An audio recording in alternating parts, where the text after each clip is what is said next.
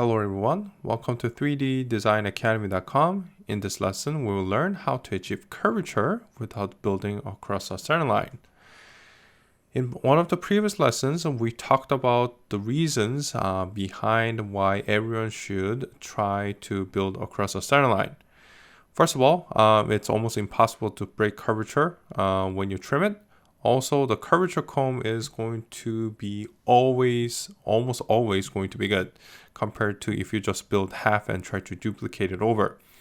That said, however, there are some instances where it's a little bit difficult to build across a centerline, especially when you're trying to control the lines and fit it to a specific orthographic drawing. So in this lesson, let's discuss how you can build across a centerline with how you can achieve a curvature without building across a centerline.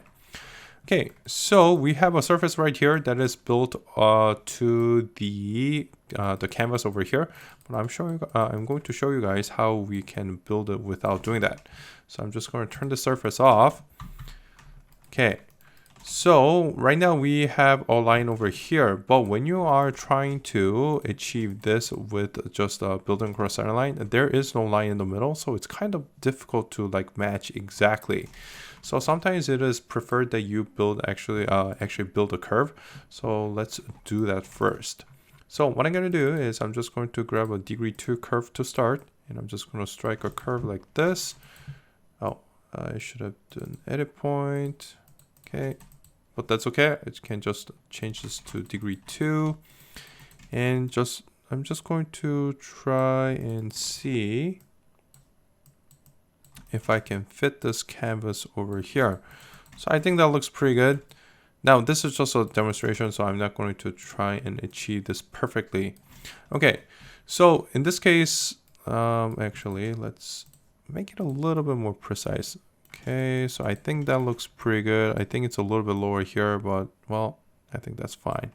Okay, and what I'm going to do is I'm just going to copy and paste it, and I'm just going to fit it to this line over here like this. So I'm just going to bring this curve over here, and I'm bringing this side over here, and I think that looks pretty good. Now, this side is a little bit shorter, so I'm just going to bring it down just a little bit. Now, there is no physical line over here, so I'm just going to rough it in. But I'm still, this shouldn't prevent me from explaining the concept. Okay, so I think that looks good, and this side is shorter, so I'm just going to make it a little bit shorter using extend. And this side probably is, I probably want to follow the curvature of the glass over here, so I'm just going to bring this point back. Okay, so this is the critical part. So what you want to do is connect this curve and this curve and this curve and this curve, and I'm just going to roughly shape it so that it looks good. And for this side, yeah, I think that's good. Now, this is just rough. Okay, so when you are trying to achieve curvature across a center line by just building half, what you want to do is you want to make sure that the CV line, the location of the CV between the center one and the secondary one, the second one over here, is exactly lined up. So right now it's not lined up, so let's create a square and see how that looks. So I just create a square like this, and let's see how that looks. Okay, so I'm just going to turn symmetry on, and as you can see over here, there's a peak in the middle. So how do we get rid of the peak?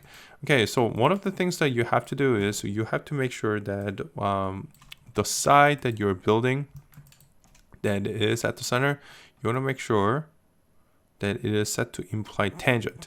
Now you can set it to implied curvature, but implied tangent, because it is you are actually lining up the CV, the second row, and it is because it is symmetrical over to the on the other side, it actually achieves a curvature even if you just move one CV.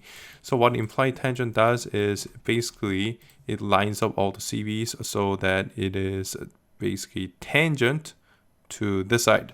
But it is tangent on both sides. When you try do a symmetry, it actually achieves curvature.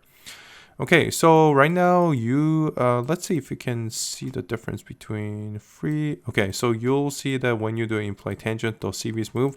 However, it still has a peak because the CVs at the end are not lined up. So let's do that.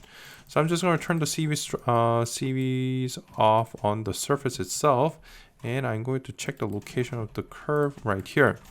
Now, if you see this over here, let me just bring the CV down, curve down like this. You'll see that it is not lined up. So what you want to do is grab this CV, and I'm going to say move, and you want to restrict the movement to left and right. So what I'm going to do is I'm just going to use the middle mouse button like this, and you want to control snap using you want to CV snap using control so that it snaps right here. Okay, so now let's see if we were able to achieve any better result. So you'll see that it still has a peak, and that is because the vertical height of the CV also has to be lined up. So you'll see that right now it's a little bit lower here. So that is a reason why it's not achieving curvature here. So what you want to do is do the same thing, except you go to the front or the rear. So what you want to do is say move, use the right mouse button to restrict the movement to up and down, and you want to do a control and use and snap right here like this so that it's locked right there.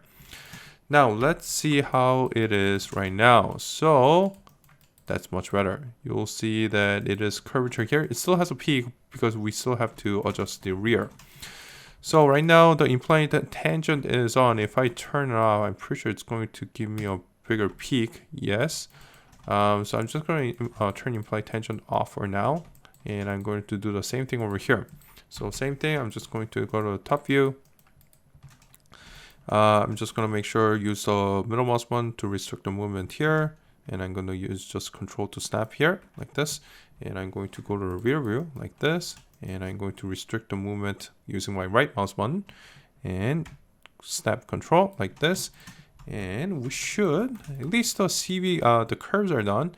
Okay, so you'll see that there's a peak and it washes out to a curvature on both sides. Now let's see if implied tangent is going to give us what we want. So now I just need implied tangent like this, and it is smooth as silk across a center line. Okay, so just one thing though, depending on the CV structure, you'll see that, well, I think this one looks okay.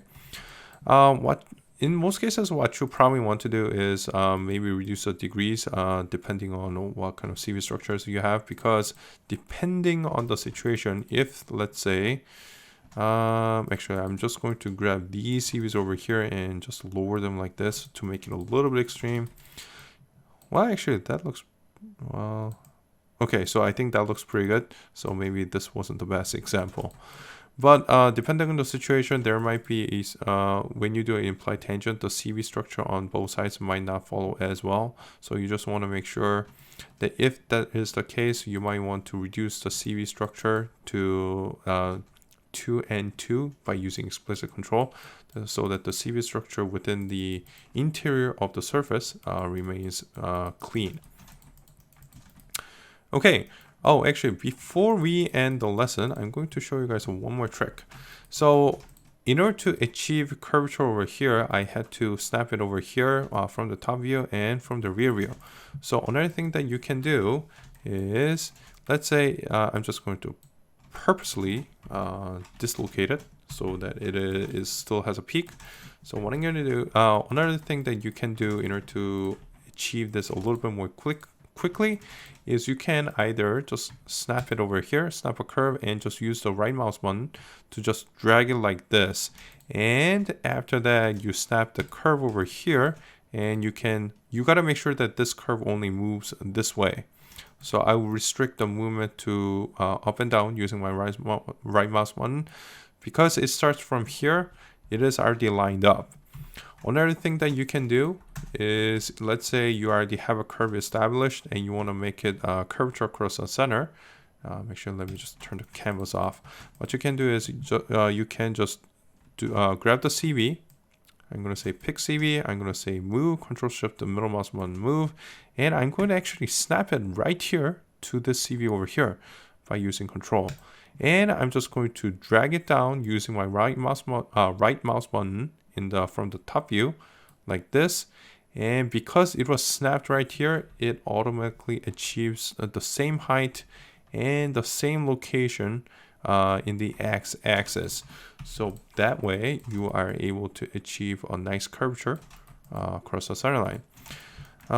So let's actually see if we achieve the curvature. So let's see, grab surface continuity tool, and I'm just going to say snap it here, and we got curvature. Okay, so that is how to achieve curvature without building across the centerline. Thank you guys for watching, and see you next time.